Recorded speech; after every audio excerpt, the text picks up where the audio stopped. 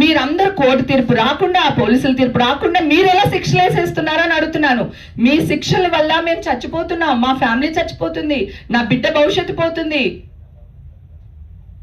ఇది మీకు కరెక్ట్ అనిపిస్తుందా? న్యాయం అనిపిస్తుందా? నవంబర్ 3కి నాకు వస్తే ఈ రోజు వరకు హేమకి క్లీన్ చిట్ దొరికిందని ఒక్క వ్యక్తి కూడా ప్రచురించలేదు తెలుసా మీకు? నేను ఛానల్కి వెళ్ళి, నేను ఛానల్ సీఈఓలతో మాట్లాడి 2 నెలలు, ఈవేళ ఫ్రీ లేదు హేమ, రేపు మాట్లాడదాము, ఎల్లుండి మాట్లాడదాము, అవతల ఎల్లుండి మాట్లాడదామని ఇన్ని నెలలు గడుపుకొచ్చారు. ఈ రమేష్ వైట్ల అన్న ఆయన జర్నలిస్టు, ఆయనకి ఈగో హట్ అవడం ఏంటండి? అసలు నా మీద కచ్చపడడం ఏంటండి? ఆయన జర్నలిస్టులు కక్షలు పెట్టుకుంటారా మీరు? జర్నలిస్టులు ఏంటి, ఉన్నది మెరుగైన సమాజం కోసం ఏ న్యూస్ ఉపయోగపడుతుందో ఆ న్యూస్ వేయడమే కదా. ఇంతవరకు రోజు నేను చూపిస్తాను మెసేజ్లు రమేష్ వైట్లకు, నన్ను బ్లాక్లో కూడా పెట్టాడు ఆయన. మా ఫిల్మ్ జర్నలిస్ట్ పణి గారు ఉన్నారు, ఆయనతో మాట్లాడుతున్నాను. మరి ఆ రోజు ఎన్టీవీలో అంత న్యూస్ వేసినప్పుడు, ఇప్పుడు క్లీన్ చిట్ వచ్చినప్పుడు ఎందుకు వేయరు? బిగ్ టీవీ వాళ్ళు ఆ రోజు నా వాయిస్లు రికార్డ్ చేసి వేస్తూనే ఉన్నారు కదా, ఈ రోజు ఎందుకు రియాక్ట్ అవ్వట్లేదు?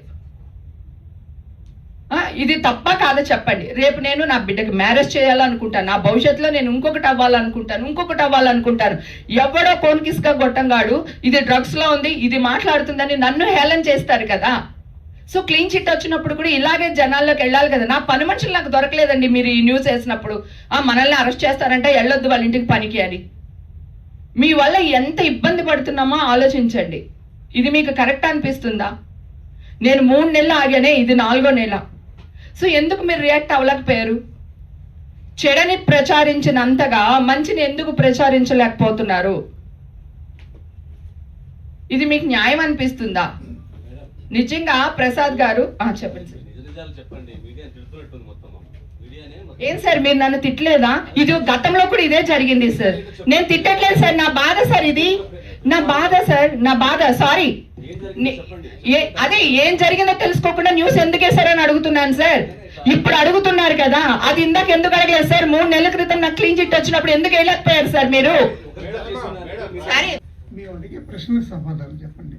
మీకు జడ్జిమెంట్ ఎప్పుడు వచ్చింది?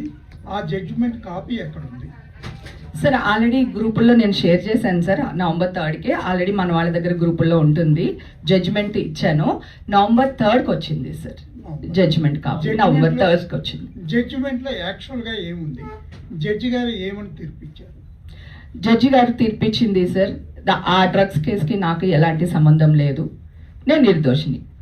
డ్రగ్స్ కేసుకి మీకు సంబంధం లేదంటాం కాదు, మీరు డ్రగ్స్ తీసుకున్నారా లేదా? తీసుకుంటే శిక్ష వేసేవాళ్ళు సార్, తీసుకోలేదు కనుక నిర్దోషిగా వదిలేశారు సార్.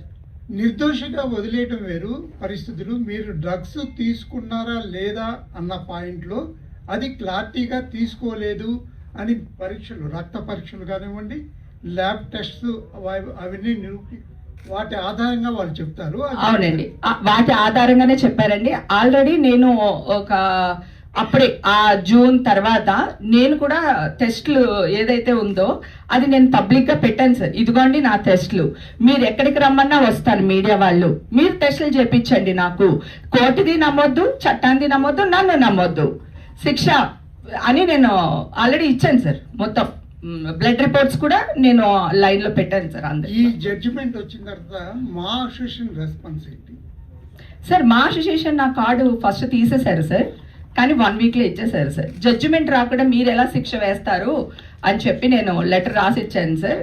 ఆర్టిస్టులకి చైతన్యవంతంగా ఉండడానికే ఇది మనకి అసోసియేషన్ అనేది. కష్టంలో ఉన్న ఆర్టిస్టులని, పూర్ పీపుల్ని ఆదుకునేదే అసోసియేషన్ సార్.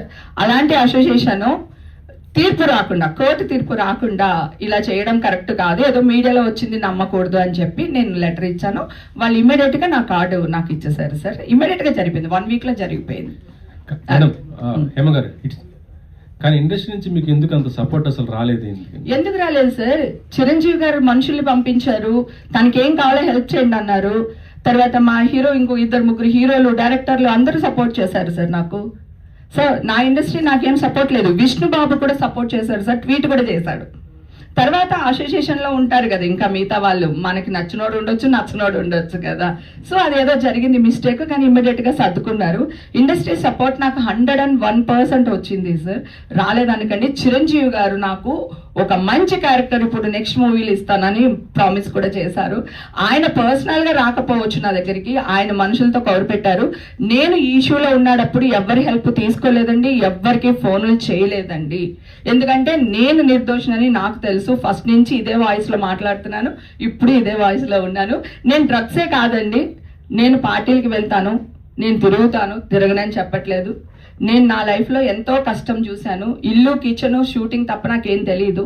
సో ఇప్పుడు నా లైఫ్ నేను నిజంగానే చిల్ అవుతున్నాను. చిల్ అవ్వడం ఒక బూతులాగా వేసేసారు వీళ్ళు. కానీ ఇది నా లైఫ్, నా ఇష్టం. కానీ చట్ట విరుద్ధ పనులు నేను ఏదీ చేయలేదు. ఇప్పుడు ఇక్కడే ఉన్నాను. కావాలంటే డ్రగ్స్ అలవాటు అయితే ఇంక జీవితాంతం అలవాటే కదండి, లేకపోతే గవర్నమెంట్ ఎందుకు యాక్షన్ తీసుకుంటుంది కదా. ఇప్పుడు కూడా నేను ఇక్కడ రెడీగా ఉన్నాను. మీరు ఎవరన్నా నాకు టెస్టులు చేస్తానంటే చేయించండి.